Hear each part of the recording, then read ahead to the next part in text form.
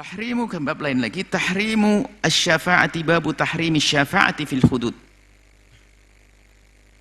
Bab tentang diharamkannya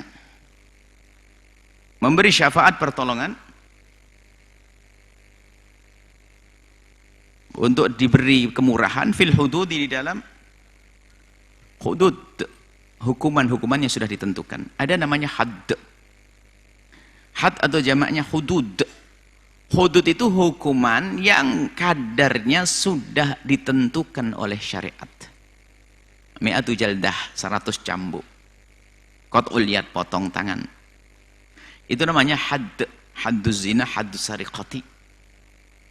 Selain hudud namanya ta'zir. Hukuman yang diberikan dikembalikan kepada kebijakan imam atau siapapun yang mengurusi tentang pentakziran tersebut. Ta'zir. Umumnya ta'zir adalah di bawah had, hudud. Kecuali yang dinukil dari mazhab Imam Malik bisa saja yang namanya ta'zir melebihi dari had. Karena dipandang oleh imam itu perlu diperlakukan seperti itu agar ada efek jera kepada dia dan yang lainnya biar takut. Baik. Hadduz zina, haddul sariqah itu hudud. Tapi kalau takzir sebuah pelanggaran, kemudian setelah itu hakim atau yang mewakilinya atau siapapun yang mengurusi orang tersebut menentukan tentang takzir. Qala Allah Subhanahu wa taala berfirman, az-zaniyatu waz-zani fajlidu kulla wahidin minhuma mi'ata jaldah. Wanita yang berzina dan laki-laki yang berzina, maka cambuklah mereka itu 100 kali. Ini adalah ghairu muhsan, yang belum pernah menikah kemudian berzina, dicambuk mi'ata jaldatin, 100 kali. Wala ta'khudhukum bihima ra'fatun, jangan mengambilmu, jangan menjadikan dirimu itu, ra'fah itu menjadi kesian kepada mereka lalu tidak menegakkan hukum. Kasihan, akhirnya tidak menegakkan hukum. Ra'fah itu punya rasa kasih dan lembut hati memang diperlukan, tapi pada tempatnya. Fi dinilah, dalam urusan hukum Allah jangan sampai ada kasihan, nggak enak. In kuntum tu'minuna billahi, jika kalian semua beriman kepada Allah Subhanahu wa taala. Kamu beriman kepada Allah Subhanahu wa taala. Wal yaumil akhir, dan beriman kepada hari akhir. Kalau kita menemukan ayat lain, as-sariqu was-sariqatu faqta'u aydiyahuma jazaa'an bima kasaba. Kalau as-sariqu was-sariqatu, subhanallah, takbir Rabbani, kalau as-sariqu laki-laki didahulukan. As-sariqu was-sariq, as-sariqu was-sariqatu, pencuri laki-laki dan perempuan didahulukan laki-laki. Sebab yang punya rekayasa, punya upaya untuk mencuri adalah yang lebih banyak terjadi pada kaum pria. Sementara az-zaniyatu waz-zani didahulukan wanita. Sebab banyak sebab perzinaan adalah dari wanita. Sehingga Islam sangat menjaga bagaimana wanita harus menjaga diri, kehormatan dan sebagainya. Dan kalau lihat di alam nyata, kalau orang akan faham makna ini, az-zaniyatu didahulukan. Sebab di penjuru dunia ini kalau kita amati, yang berkumpul di sebuah tempat mengundang orang berzina ya perempuan. Prostitusi, tempat pelacuran dan sebagainya. Hampir tidak ditemukan berkumpulnya kaum laki-laki yang di situ menunggu kaum wanita yang datang. Hanya sedikit, dan itu pun tidak seramai wanita. Akan tapi di beberapa tempat, naudzubillah, ada sampai ratusan, bahkan mungkin berapa ratus wanita berkumpul di situ hanya untuk memberikan kesenangan kepada orang datang. Wanita siapa? Wanita yang tidak mengerti kemuliaan, kehormatan dirinya. Tapi wanita mulia akan menghindar dari yang demikian itu. Sebab untuk terjebur dalam zina itu tidak gampang. Orang masuk dalam zina dan muqaddimah zina itu gampang. Wanita terhormat, wanita mulia. Wanita yang mulia kalau dipandang laki-laki saja dia merasa risih karena dia ngerti kehormatan. Kenapa dia memandangku? Kenapa dia melihatku? Memang kenapa? Ayo. Kenapa dia melihatku? Dia merasa risih, wanita terhormat. Tapi ada sebagian wanita malah mengobrol dirinya untuk dilihat oleh orang. Begitulah pendidikan syariat kita itu. Kenapa wanita harus terjaga, tertutup? Karena apa? Dia punya daya goda yang besar kepada kaum pria. Maka inilah yang harus pahami pendidikan memuliakan diri, wahai para wanita. Kalau seorang wanita dia bisa memuliakan dirinya, bagaimana laki-laki bisa memuliakan? Kita doakan mereka yang di stasiun, di tempat-tempat umum, kadang-kadang dia dengan sudah tidak malu lagi setiap ada mobil berrem dia langsung bergegas untuk mendatanginya. Dan dengan macam-macam kayak dipasang di etalase gitu. Seorang laki-laki datang suruh melihat dan sebagainya. Di tempat-tempat kita dengar informasi semacam itu katanya ada. Sampai dijajar katanya, Masya Allah. Itu yang ada adalah wanita. Coba dengar cerita-cerita berita wanita. Maka dari itu wahai wanita yang mulia, jaga dirimu jangan sampai masuk rombongan mereka. Bahkan ada pun faktornya, sebabnya macam-macam, ada faktor ekonomi dan sebagainya. Apapun, ada orang faktor ekonomi lemah, tapi tidak terjerumus banyak kok. Ada faktor diantaranya karena sudah terlanjur dirusak oleh saudaranya atau keluarganya atau pamannya, ini ada sehingga dia putus asa. Banyak orang telah diperkosa dan sebagainya menjadi baik kok. Ini adalah nasib untuk menjadi mulia.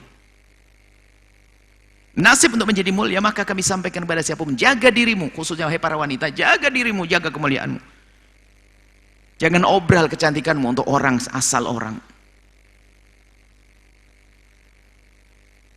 Ini kehormatan di dalam diri seorang wanita, kemuliaan diri seorang wanita. Sehingga harus menutup aurat sebenarnya demi kemuliaan wanita itu sendiri, sehingga tidak direndahkan. Bukan untuk dihargai dengan potret lalu dipajang untuk jadi baleko perempuan dengan rok pendek dan sebagainya. Ini kebanggaannya di mana kalau ada wanita mau dibegitukan? Dia direndahkan sebetulnya, hanya ingin dilihat, dipandang oleh setiap orang. Jangankan manusia, barang mewah saja itu nggak gampang dipamerin, dilihat, ditutup, dirapatkan. Kalau pengen lihat kita punya permata, nah punya, nanti dilihatkan terakhir. Kalau benar-benar mau beli. Ini bagaimana diobral wanita mulia? Enggak begitu. Wanita mulia menjaga diri, kehormatan dalam dirinya, kemuliaan dalam dirinya.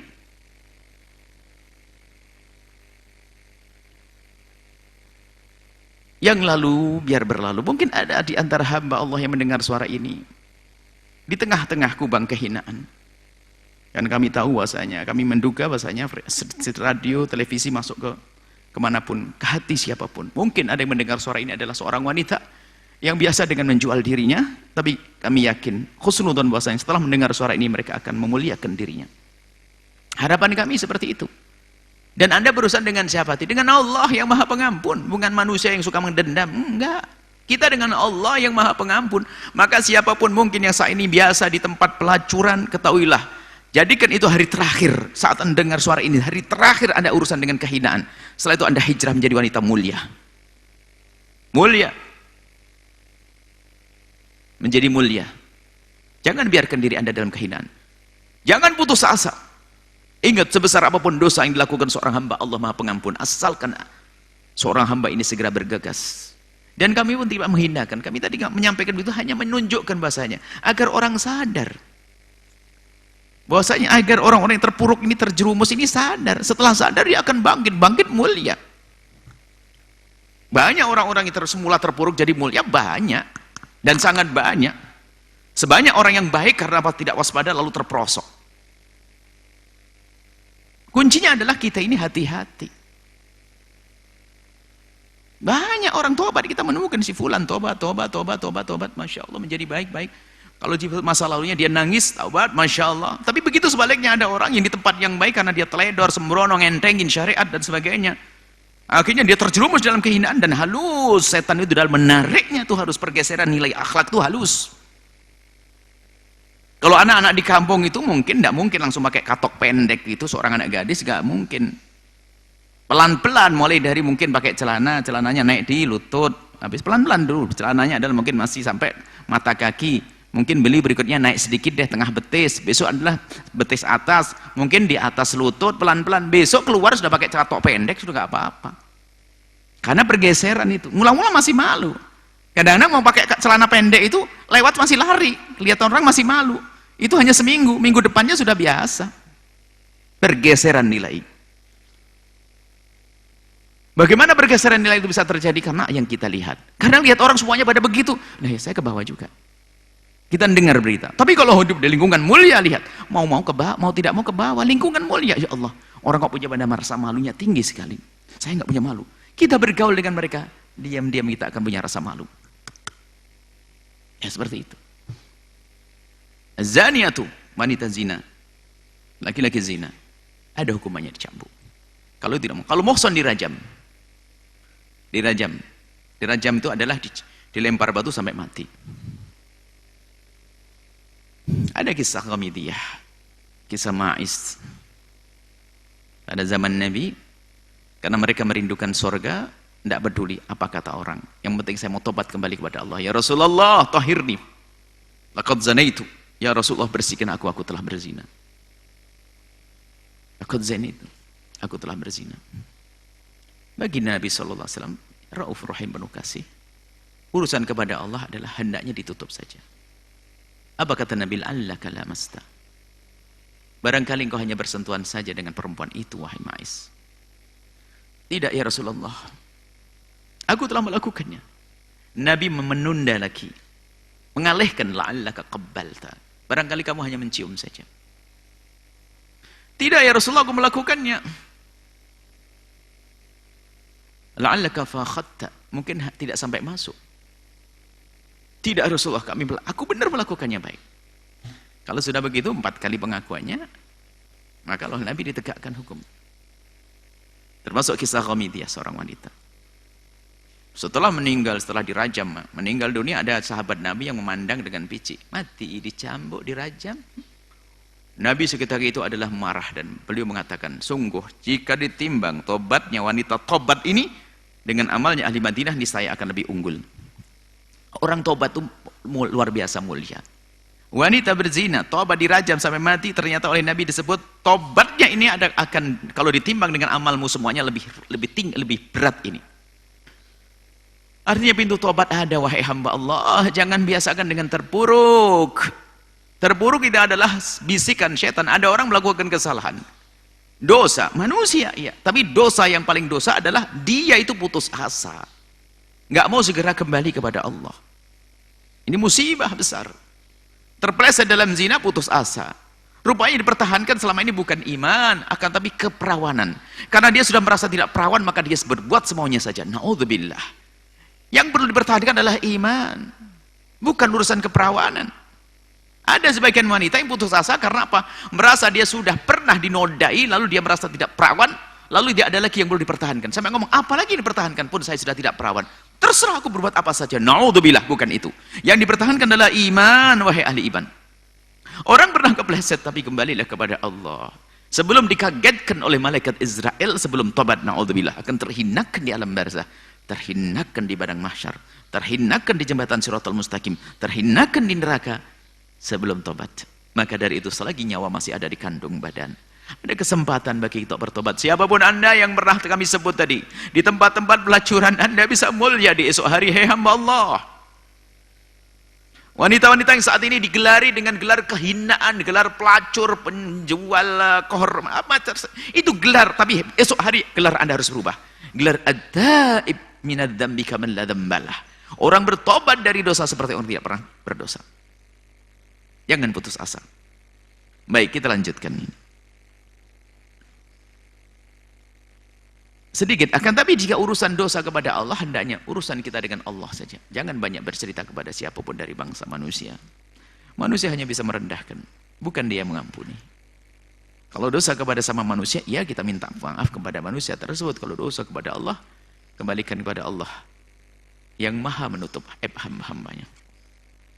An Aisyah, dari Sayyidat Aisyah radhiyallahu taala, hadis yang pertama, radhiyallahu taala anha, anna Quraisyan, kaum Quraisy, ahammahum sya'nul mar'ati, telah disibukkan dengan urusan seorang wanita, al-Makhzumiyah, seorang wanita Makhzumiyah. Salah satu dari mereka itu telah melakukan sebuah kesalahan, mencuri.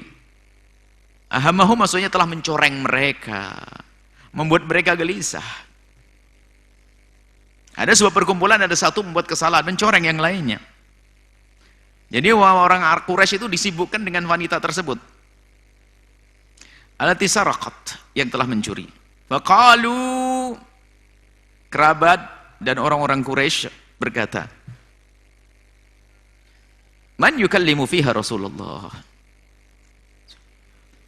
Siapa kira-kira yang bisa ngomong ke Rasulullah, bisa biar ngeringankan deh, supaya jangan sampai dipotong tangannya? Siapa yuk? Faqalu, mereka sadar ini bukan masalah kecil. Nabi dengan ketegasannya, faqalu, wah, mereka berkata, wa man yajtari'u alaihi illa Usamatu ibn Zaid. Siapa yang berani kira-kira selain Usamah? Usamah bin Zaid, Al-Hibb ibn Al-Hibb. Usamah itu sangat dicintai Nabi. Anaknya Zaid, Sayyidina Zaid dalam kisah yang sangat dicintai Nabi, Usamah bin Zaid. Usamah sangat dicintai Nabi dan mencintai Nabi. Dia orang hebat itu. Menjadi panglima perang umurnya 16 tahun. Menjadi imam sholat masih sangat kecil. Sampai terlihat auratnya itu dia tuh. Ya kisah Sayyidina Usamah bin Zaid. Usamah yang berani ngomong kayaknya. Karena kedekatan. Kalau kita nggak berani, Usamah deh biar ngomong deh, Usamah.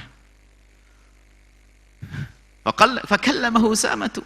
Akhirnya Sayyidina Usamah mendekat ke Rasulullah dan berkata, Usamah bin Zaid Al-Hibb ibn Al-Hibb, gelarnya adalah Hibb. Hibb adalah mahbub. Hibb orang yang sangat dicintai Nabi. Ibn Al-Hibb adalah anaknya orang yang dicintai Nabi. Oh, enak sekali.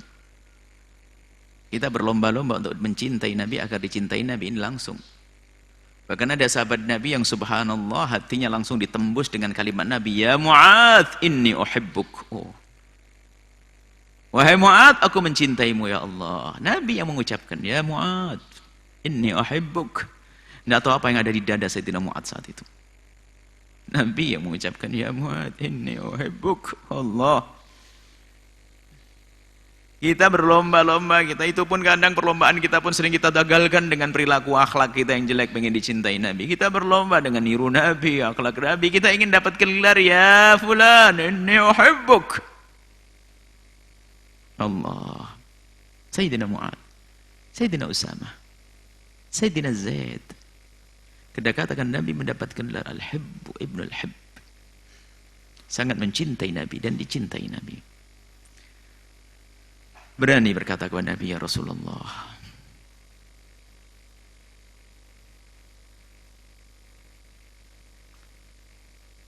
tolong ya Rasulullah, ini perempuan dari keluarga kami mulia, keluarga baik-baik, ini dari keluarga baik-baik ini, ya Rasulullah, cuman dia kepleset saja, apa bisa diringankan urusan tangan, potong tangannya Rasulullah? Faqala Rasulullah menjawab, atashfa'u fi haddin min hududillah. Kamu akan membantu dan membantu dia untuk terbebaskan dari had Allah dan minta kepadaku untuk membatalkan aturan Allah. Kamu ingin menjadi perantara antara dia dengan aku untuk aku membatalkan had min hududillahi, hukuman-hukuman yang sudah ditentukan oleh Allah. Marah Nabi. Biarpun Nabi tahu sangat mencintai Sayyidina Usamah, berdiri Nabi. Thumma qama faqtataba. Dalam riwayat Imam Bukhari fakhataba. Nabi berdiri dan berkhutbah. Faqala. Nabi menyebutkan, thumma qala, Nabi menyebutkan, innama ahlakal ladzina qablakum. Sesungguhnya hancur orang-orang sebelum kalian, annahum kanu, mereka itu adalah, karena mereka adalah, idza saraqa fihimus syarifu tarakuhu, kalau ada orang-orang mulia, orang-orang berkelas mencuri, mereka tinggalkan, bebaskan. Wa idza saraqa fihimudh dha'ifu, kalau orang lemah, orang fakir, orang-orang yang tidak punya nama lalu melakukan pencurian, aqamu alaihil hadda, lalu ditegakkan hukum. Ini Nabi yang berucap zaman itu tidak akan berlaku di zaman setelahnya, berlaku di zaman ini dan berlaku di zaman yang akan datang. Maka dengarlah hai hamba Allah, barang siapa yang punya wewenang dalam menegakkan keadilan lalu membeda-bedakan, kalau yang berbuat kesalahan adalah orang-orang besar, orang terhormat, lalu dibebaskan begitu saja. Akan tapi kalau yang berbuat adalah orang-orang yang tidak cocok dengannya lalu dihancurkan begitu saja, dijebloskan, maka ketahuilah alamat kehancuran. Alamat kehancuran, hancur setelah itu. Nabi yang bersabda kok. Nabi dengan wahyu. Waimullah, demi Allah. La anna Fatimata, la mungkin. La anna Fatimata, kalau seandainya Sayyidat Fatimah itu. Ini Nabi hanya menjelaskan begitu besar yang permasalahan, tapi Sayyidat Fatimah Az-Zahra Al-Batul tidak akan melakukan itu semuanya. Hanya diucapkan oleh baginda Nabi. Yang lain nggak berani. Kita menyebutnya takut nih. Kalau bukan karena hadis, tidak berani baca kita. Kalau tidak disebut Nabi, kita tidak akan berandai-andai kepada ahli bait. Seandainya fulan dari ahli bait, tidak berani kita. Cuma Nabi menyebutkan sebagai contoh. Bagaimana Sayyidat Fatimah disifati mencuri? Nggak mungkin. La anna Fatimah binta Muhammadin. Kalau seandainya Fatimah bintu Muhammad, Sayyidat Fatimah Az-Zahra, lau, nggak akan terjadi. Sarakat mencuri, laqata'tu yadaha. Saya akan aku potong tangannya. Sampai hari ini potong atau tidak? Tidak. Karena Sayyidat Fatimah tidak akan melakukan itu. Dia dijaga oleh Allah. Hanya Nabi mengukuhkan sebuah hukum, menjelaskan sebuah hukum, menegakkan hukum kepada siapapun. Itu mengundang keberkahan. Dan menjadikan kebaikan mudah ditularkan dan kejahatan mudah dihentikan. Fi riwayat, dan riwayat di saat Sayyidina Usamah minta kepada Nabi untuk diringankan bagi wanita tersebut, Sayyidina Nabi apa? Fatalawwana wajhu Rasulullah, berubah wajah Nabi. Yang semua orang melihat Sayyidina Usamah dengan wajah berseri-seri karena ini adalah hibbuh, orang yang sangat dicintainya. Di saat minta begitu langsung berubah, talawwana wajhuh, berubah wajahnya. Talawwana wajhu Rasulillah, berubah wajah Rasulullah. Faqala atashfa'u fi haddin min hududillah, kau menjadi penolong untuk menggagalkan syariat Allah, perintah Allah, had Allah. Melihat wajah baginda Nabi seperti itu, orang insaf. Khalas Usamah, Sayyidina Usamah berkata, istaghfir li ya Rasulullah, mintakan ampun kepada Allah untukku ya Rasulullah.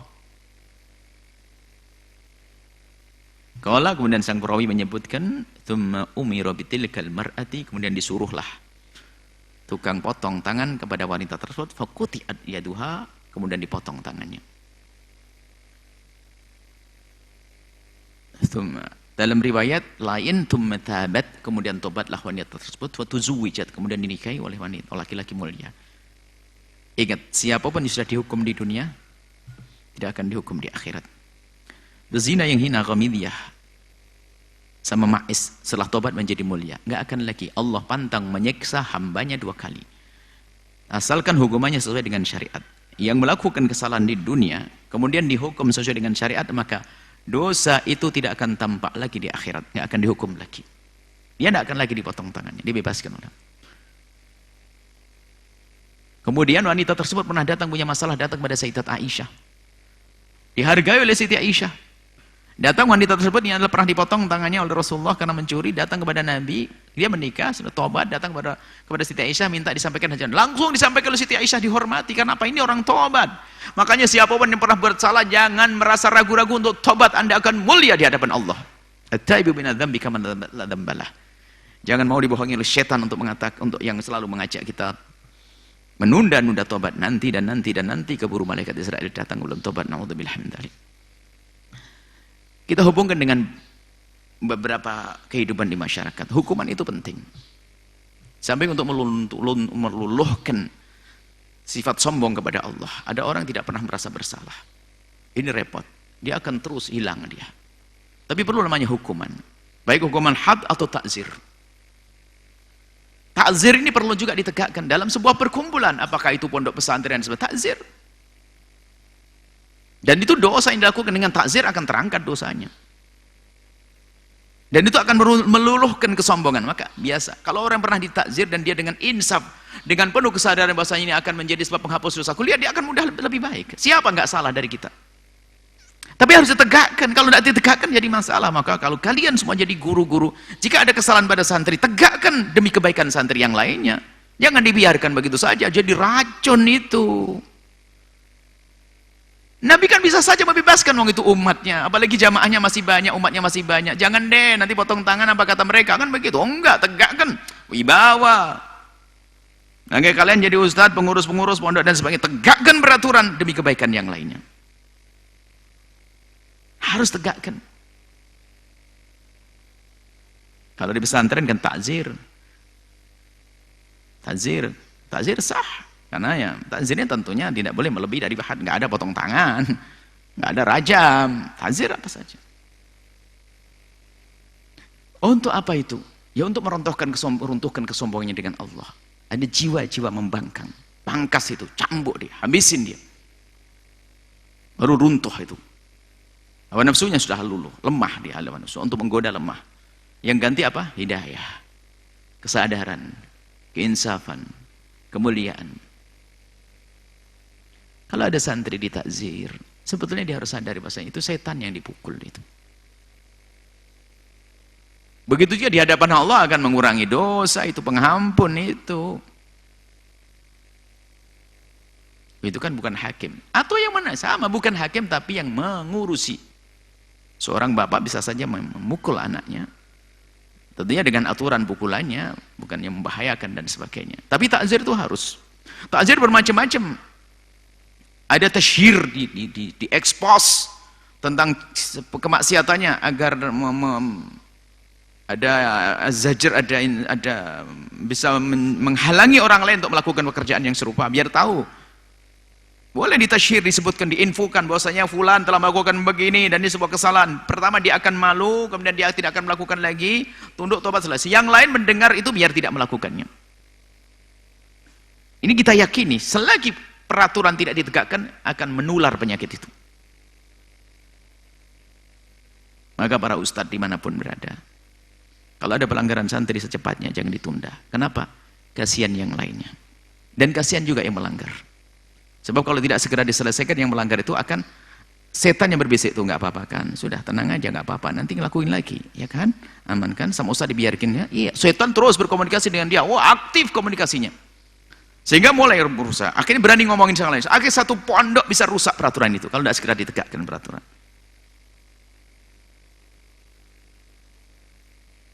Demi kemaslahatan untuk semua. Maka dengan ditegakkan peraturan itu, maka yang lain semakin baik, yang jelek akan tobat. Hamba yang sesat akan hilang. Memang dasarnya nasib buruk, lari dari kenyataan. Tidak tanggung jawab dengan kemaksiatan, tidak tanggung jawab dengan dosa, dia malah lari, dia tidak mendapatkan apa-apa dia.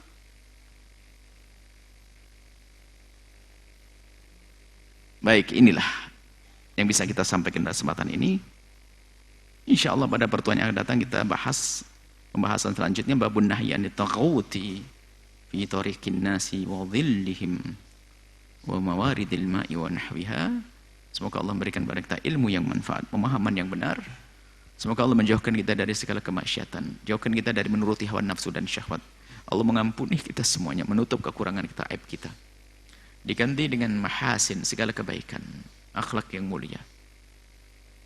Wallahu a'lam bissawab.